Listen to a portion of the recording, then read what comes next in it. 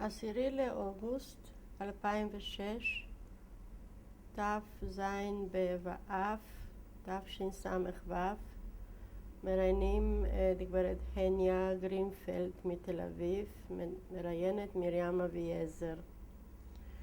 גברת גרינפלד היא מבית שנאפ, ילידת 1928, ממקום בשם סאסוב, שזה נכון. במחוז טרנופול. כן, נכון. בפולין. ואולי אנחנו נתחיל מסאסוב, אולי תתני לנו קצת תיאור גיאוגרפי על סאסוב ועל הסביבה. איך היית מתארת לנו את העיירה? העיירה בסדר, די נחמדה, מעורבת באוכלוסייה גם פולנית ויהודית, היו די הרבה יהודים, ובית ספר היה בניין גדול של העירייה, אני זוכרת, וקרובה לעיר זלוצ'וב, שזו עיר מאוד יפה וגדולה,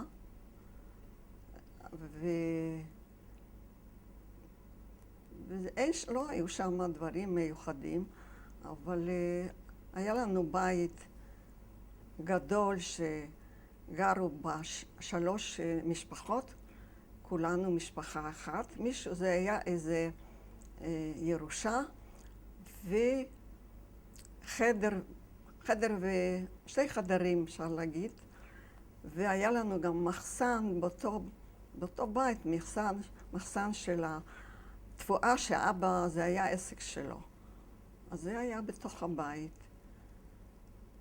והיינו 3 ילדים, אני הבכורה, ואמא עזרה הרבה לאבא במסחר. באו אלינו הרבה גויים, אוקראינים, היינו איתם ממש בקשר טוב, והיה לנו אחר כך, הייתה לנו תועלת בזמן המלחמה. אז זה היה קשר טוב.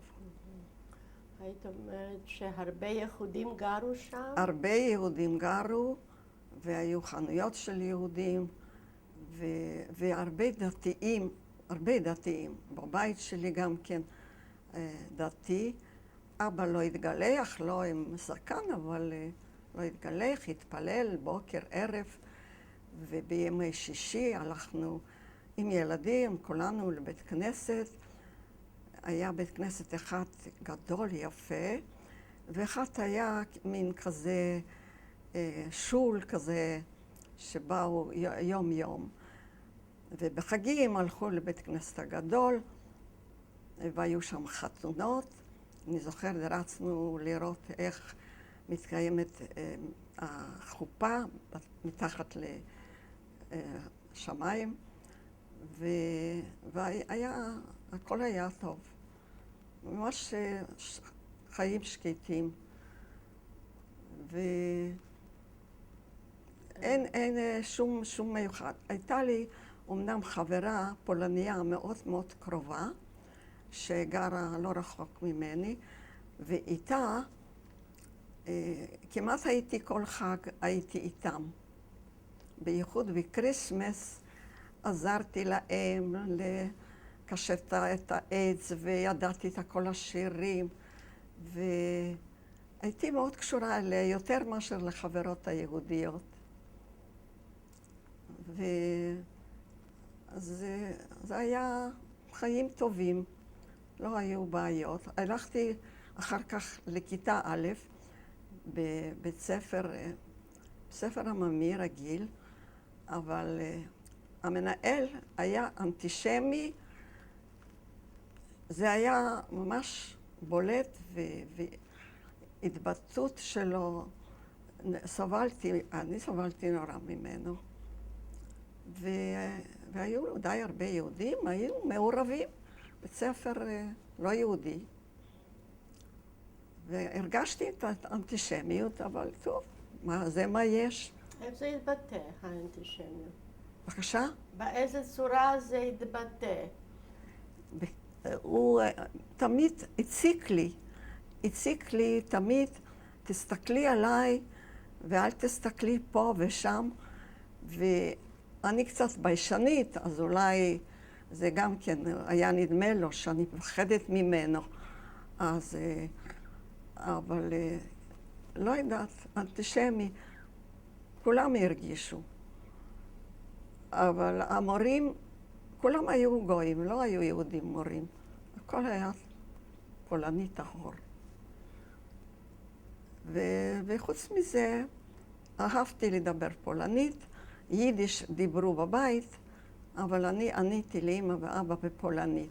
ככה היה לי טוב ונוח, לא יודעת למה. לא אהבתי לדבר יידיש. הייתי גם אנטישמית כנראה. תגידי, מה אהבת לקרוא? לקרוא, כן, לקרוא בפולנית, ומה עוד כן, בא אלינו, בייחוד אליי, מורה ממש דתי עם הכובע השחור, ולימד אותי לכתוב ולקרוא יידיש. זה אבא שלי נורא הקפיד על זה שנדע יידיש. זה לא עברית, זה יידיש. אז באמת, כשבאתי ארצה, אז כבר ידעתי את האותיות, אבל זה הבדל גדול. אז זהו, אז למדנו בית ספר, וגם זה בבית. אני לא זוכרת עם אחיות גם, אבל אני למדתי. אני הבכורה, אז תמיד... אז טוב, כשהיה קיץ היה טוב, היה חורף, היה גם, אהבתי את השלג, ולהתגלץ' מהרי שלג על יד הבית. והיה לנו גם כזאת פומפה למים, לשאוב מים, פומפה. ושדה גדול, ופרחים. סביבה מאוד יפה. אני זוכרת פעם, הייתה דליקה מאחורינו, זה היה איזה מחסן, לא בית, דליקה, ואני פחדתי מהדליקה הזאת, זה היה בלילה. כאלה שטויות אני זוכרת. זה הכל. ומבחינה ייחודית היו כמה ארגונים או מוסדות? כן, הייתה גורדוניה, שאני שייכתי אליה, והיה מזרחי, אבא שלי היה מזרחי, אז אחותי האמצעית הלכה למזרחי, אני אמרתי, אני הולכת לגורדוניה, ואמא הייתה לצידי. אז לא פעם קיבלתי מכות. בטח, מה פתאום גורדוניה? והתחלתי ללמוד עברית, אז אני זוכרת, עץ, כף, גלגל, עוד איזה מילה? עץ, כף, גלגל, זה היה המילים החדשות, הראשונות, זה אני זוכרת, אבל זה לא היה הרבה זמן, זה רק כיתה א', אחר כך עברנו לעיר גדולה, זה כבר הכל נגמר. אבל הייתי בגורדוניה, כן. עשו הצגות והשתתפתי, ואמא הלכה איתי, שאבא חלילה לא ידע, לא היה קל. וזהו, חגים היו הכל קידוש כל יום שישי, וכמו שצריך, וחגים, בחג שבועות, אנחנו קישטנו את הבית, ענפים ירוקים, שיהיה סימן של ירק וכל מיני פרחים, וליל סדר. הורדנו את הכוסיות מהבוידם, וזה היה משהו בשביל הילדים. אסור היה לשבת על כיסא, ישבנו על דלי, כי הכל כשר צריך להיות. אל תשאלי, שאני זוכרת בזה איפה היום.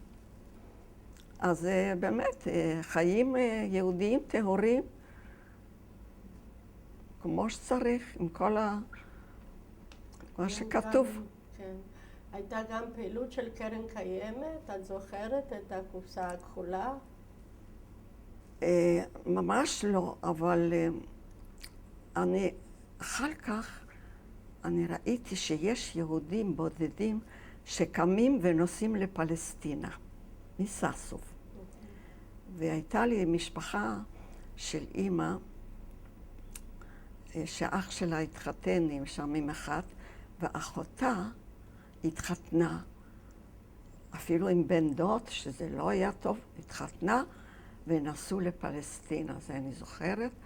ועוד היה איזה גבר שאחר כך התוודע לנו שהוא פה חבר כנסת היה, אבל זה הרבה שנים, אני לא זוכרת את השם שלו, והוא בטח היה ציוני, אבל ממש יחיד.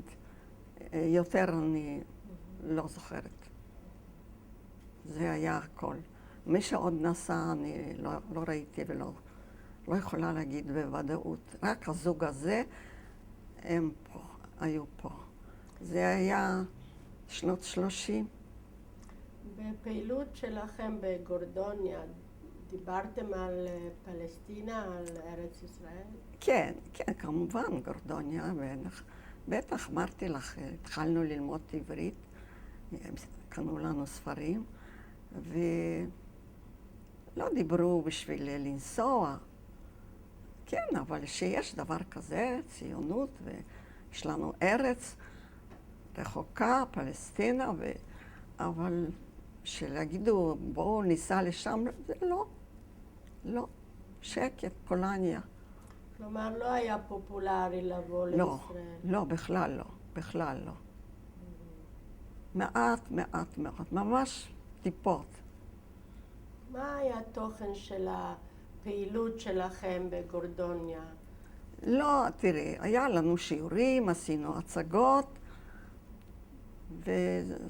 ומורה, זה לא היו הרבה ילדים. אולי 10 ילדים סך הכל שבאו לגורדוניה. זה היה חלש הכל.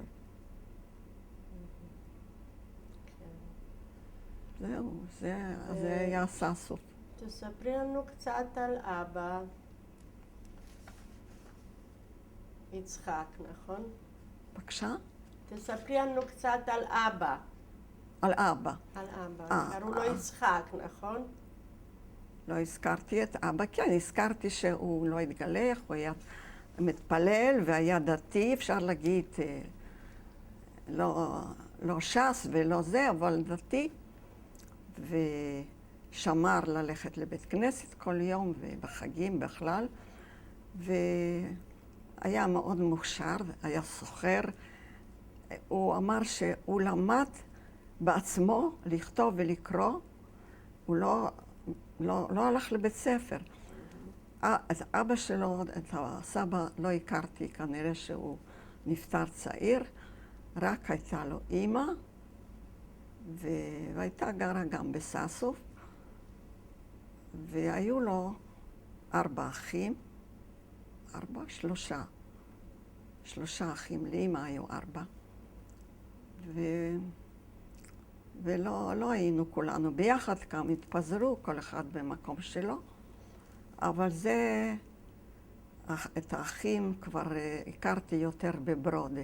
רק את הכי צעיר, הוא כן היה בא מבקר אצל אמא, אז ראיתי אותו,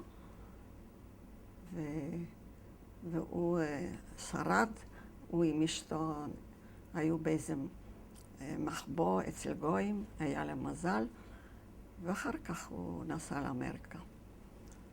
והסבתא הזאת, שאנחנו עברנו סאסוף, היא גם כן עזבה. אז זהו, שהיו לנו קשרים, מאוד קשרים טובים עם כמה גויים, שאפשר לספור אותם על האצבעות. וזהו, באו לקנות סחורה, ואבא שלי היה מאוד בן אדם עם לב טוב, וכשהם באו לבקש, לא היה להם כסף, כשבא הקציר, אז שבא הקציר, אז לא היה להם לחם, הם היו מאוד עניים, אז אבא שלי נתן להם למפרע את התבואה שיהיה להם לחם. מתי שיהיה לכם, תחזירו. אמא שלי לא הייתה בת זה כל כך, אבל מה היה לה מה לעשות? והוא נתן להם, וזה אחר כך עזר לנו הרבה. כן. כלומר, היה לכם איזה מכולת או כלבו, או מה זה? מה בדיוק ניחלה? לא, לא, זה היה מחסן באותו מקום איפה שגרנו, היה פרוזדור, שמצד אחד הייתה דירה קטנה, מצד שני הכל היה ככה פרימיטיבי מאוד. מלא כל מיני תבואות, הלוא בפולניה, כל מיני.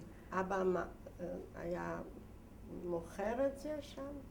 כן, כן, מוכר שמה, וגם בברוד אותו דבר, אבל שמה זה היה התחלה, תמיד היה לנו סוס, והיו לנו פרות, די הרבה פרות, אני זוכרת, הכל באותו מקום. זה היה בית ארוך עם פרוזדור, ארוך, ומצד אחד שלו היו גרים משפחות, וממול אז היו הפרות וגם עוד מחסן תבואות אחד, גם כן, עוד אחד. חוץ מזה שהיה קרוב לדירה, היה מעבר לפרוזדור הזה. אני אהבתי ללכת לראות את כל התבואות האלה, שעשו לחם שחור, לחם לבן, לחם כזה, לחם... פה אני לא יודעת בעברית את השמות של הכל הזה, אבל היו לנו הרבה, לא, אבא שלי היה את העסק טוב, בלי ללמוד. חוש היה, לא חוש. ואימא? ואימא עשתה הכל, עפתה לחם, עפתה עוגות, הייתה עקרת בית ובישלה, אני זוכרת את התנור המסכן כזה, הכל על פחם, על עצים. ויום חמישי התחילה לאפות, ואנחנו תמיד אמרנו, נו, תני לנו כבר לטעום. לא, אל תפחדו, אני לא מוכרת את זה. זה היא אמרה לנו. והייתה עקרת, והיא גם אהבה לעזור לאבא. כן. הייתה אישה חזקה בכל מקום. בכל מקום היא הייתה עוזרת ועובדת, בלי עוזרת, בלי כלום, אבל היא אהבה לשתות קצת וודקה. זה נתן לה הרבה מרץ, זה אני ראיתי בתור ילדה, שעמד בקבוק, והיא כל פעם ריק איזה שלוק, ועבודה. כן, לא התבטלה. היה לה מה לעשות, ושלושה ילדים, איך שלא יהיה, היינו קטנות עוד, בססו. והבית היה בית ככה פתוח, אנשים באים, לא, היו מתארחים? לא, או לא? לא, לא, לא היו... כל המשפחה שהיה גרה באותו בית, שהם היו משפחה, לא משפחה, לא היינו איתם בקשר, בכלל לא יודעת, זה היה כאילו לא משפחה. אחד היה להם מכולת באמת, באותו בית, איפה שהיא הייתה גרה, אבל יחסים שביקרנו, בכלל לא. לא. מה שאני הכי אהבתי, את הדוד, אח של אמא, שהוא התחתן עם האחות הזאת שנסעה לפלסטינה. אז הם גרו קצת רחוק מאיתנו, אבל זה עיירה קטנה, הלכתי, ושם אהבתי להיות עם הדודה הזאת, והיא הייתה עושה לי יום הולדת. הייתה מביאה כיסאות, וחברות שלי השיבה אותם מסביב לקיר, ועשתה לי יום הולדת. הייתה דודה טובה, היו לה שני בנים, והיו לה שתי אחיות, אחת נסעה ואחת נשארה. הייתה יושבת בחוץ על כיסא כמו זה, ורוקמת, היא רקמה דברי מצעים. איזה רקמה. אני אהבתי להסתכל, כי זה באמת משך אותי מאוד עבודות יד. אז היא ישבה בחוץ, ואני על ידה, והבית הזה אהבתי. אבל היתר לא היו, טוב, חברות, היו חברות, היינו ביחד מטיילות, משחקות על השלג וזה, עם הפולניה ועם הידויות, ואחת, אחות של החברה, נסע ללבוב ללמוד, כי בסאסוב משהו, לימודים גבוהים יותר, נדמה לי זה לימודי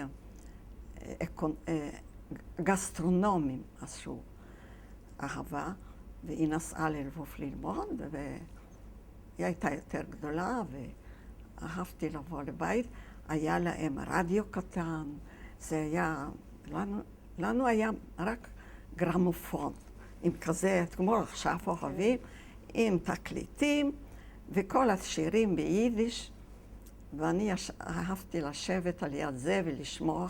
זוכרת פעם נפלתי מהשולחן הזה.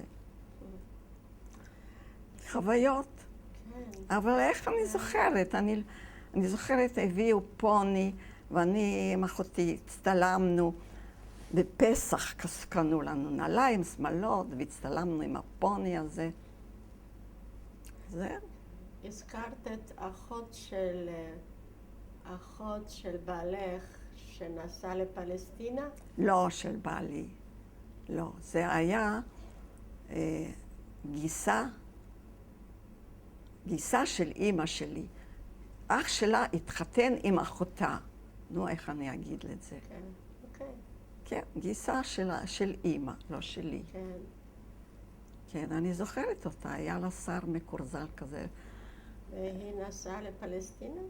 כן, היא התחתנה ונסעו. זה הזוג היחידי שאני חוויתי את הפלסטינה, ולא אמרו, טוב, רע, נוסעתי, אם רוצה לנסוע, אף אחד לא אגיד לה, לא, השאירה בית ואחיות, הורים כבר לא היו. תראי, זה הרבה, הייתי בת 5, 6, מה? זה הכל. האם הייתה שולחת מכתבים מפלסטינה? לא זוכרת. לא זוכרת. אבל אני יכולה לקפוץ, כשבאנו הנה, אמא שלי ואחותי הלכו לחפש אותם. הם לא קיבלו אותנו יפה. בכלל לא. אני אפילו לא הלכתי. רק אחותי אחת מהאחיות, הלכו עם אמא לראות אותם, נו, איך אתם חיים פה וזה. תעזרו לנו קצת. מה פתאום?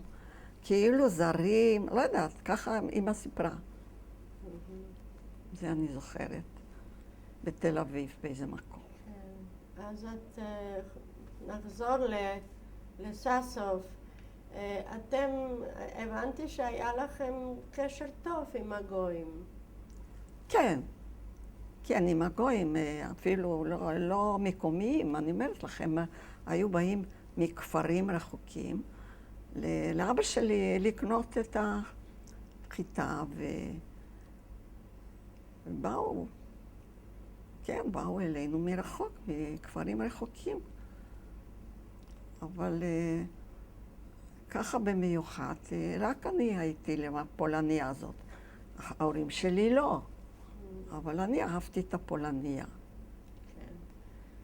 ותגידי, האם זכור לך אם ערב המלחמה באו פליטים יהודים מאיזה מקום אליכם? לא. לא? לא. לא. האם הייתה אווירה שאיזה סכנה מתקרבת? לא. לא. לא, שום דבר. שום דבר. חוץ מהמנהל הזה, הגוי הזה, האנטישמי, לא נפגשתי בסאסוף עם אנשים כאלה. לא היו שום בעיות. כולם חיו ביחד ממש לא. לא היה שום דיבורים בשביל לעזוב, בשביל לא לחיות פה, ושזה סכנה. לא. לא. לא. היו לי הרבה חברים, גם כן, מהבית ספר הזה. גם בתנועה לא דיברתם על משהו שמתקרב, על עליית היטלר לשלטון, על... לא. לא. לא. אבל רצינו לדעת קצת עברית. אבל זה, לא הספקנו הרבה. אנחנו עזבנו את סאסוב בכלל, אז הכל נגמר. לא הייתה גורדוניה, לא היה שום דבר. שמה בברודה, כלום. אולי היה, אני לא השתייכתי. הכל, אני יכולה לשתות?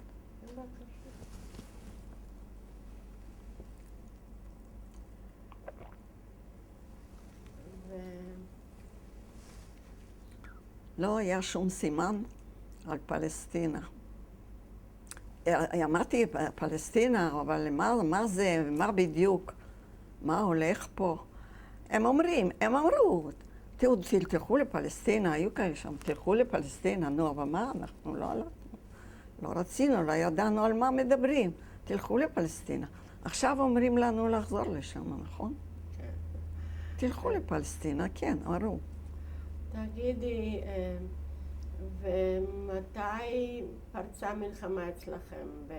בספטמבר 39? כן, אבל לא היינו מסאסוף. סאסוף כבר נגמר. כן, כי סאסוף הייתה מסופחת לרוסיה, נכון? לא. כל האזור הזה. לא, זה היה... ב-39. זה היה כל פולניה, אבל זה היה אוקראינה. כן. אבל אוקראינה כבשה את חלק עד הגבול הרוסי. כן. ומצד רוסי זה אוקראינה, חצי שמה, חצי בפולניה. בגלל זה הייתה שנאה גדולה לאוקראינים, לפולנים, כי הם היו כובשים שלהם, והם אהבו אותנו בדיוק כמו את הפולנים, האוקראינים. כן, אבל למדנו את השפה, ובבית ספר לא הייתה ברירה. זה היה ב-39, נכון? לא, ב-39 כבר הייתי בברודי. אתם עברתם לברודי? בברודי, בכיתה ב' כבר היינו... אתם עברתם ברצונכם לברודי? כי אבא שלי אמר, המקום הזה קטן עליי, אני צריך להתפתח ולעשות ביזנס גדול, ולא פה קצת, שם קצת. לא היה עם מי, לא היה, בכל זאת עיירה. ואנחנו עוברים לברודי, בגלל אח שלו גם שם התחתן עם אחת שגרו בברודי, הלוא שם היו אנשים עשירים, משהו בברודי, מאוד עשירים. אבל ברודי היא מחולקת לעיר כזאת ישנה, ואני לא יודעת איך היום זה אומרים, עיר... חדשה. לא, ישנה, סטאר, אומרו סטאר זה ישן. והייתה עיר גדולה, אבל היה איזה רווח, איזה 2 קילומטר ללכת לעיר הגדולה. אנחנו גרנו בסטארי, בדירה שמעבר לכביש היו פסי רכבת. אז היה רחוב של רכבת, כל יום, אבל זה רכבת, לא נוח לך. אז אני זוכרת את הפצצות הראשונות שנפלו על הפסי רכבת ב-39. אבל עד 39 אנחנו היינו עם הרוסים, הלא. לא, זה 39, זה באו רוסים. ב-41 התחילו הפצצות עם הגרמנים. 39 עד 41 היינו עם הרוסים. בברודי. בברודי. כן, באו אלינו אנשים נחמדים, מה, לא ידעו מי זה יהודי, מי זה לא יהודי, מה זה משפחה אחת. היה לנו כל כך טוב. הלכנו לבית ספר, התחלנו ללמוד רוסית, הורידו אותנו כיתה אחת, כי אתם, אצלנו לומדים אחרת, אולי אתם לא כל כך יודעים, אז פחות, כיתה אחת קטנה יותר, בסדר. הביאו מורים מרוסיה, והיה טוב. רק מה? לאבא שלי סגרו את העסק. בטח, אצל הרוסים, קומוניסטים. זה קפיטליסט כאילו. כן, קומוניסטים, אצלהם אין ביזנס. הם זה רק עבודה, רבוטה, עבודה. אז זה היה קשה, כי הוא היה צריך לעשות את זה ככה בחשאי ופחד. אבל לנו ילדים היה טוב, היה אוכל בשפע, והלכנו לבית ספר, והיו חגים. הכל. היה אפילו חייל אחד, רוסי שהיה גר אצל השכינה. היה בא אלינו, לימד אותנו את השירים ברוסית, ואנחנו התאהבנו בשפה הזאת. עד היום אני אוהבת את השפה. וכל השירים ידענו בעל פה. זה היה יופי. מה אני אגיד לך? היו שנתיים טובות מאוד. עד שבאה המלחמה ב-41. היה טוב. הם לא ידעו מה זה יהודי. היהודים היו במשרות גבוהות בכל מקום, לא עשו הבדל וזה.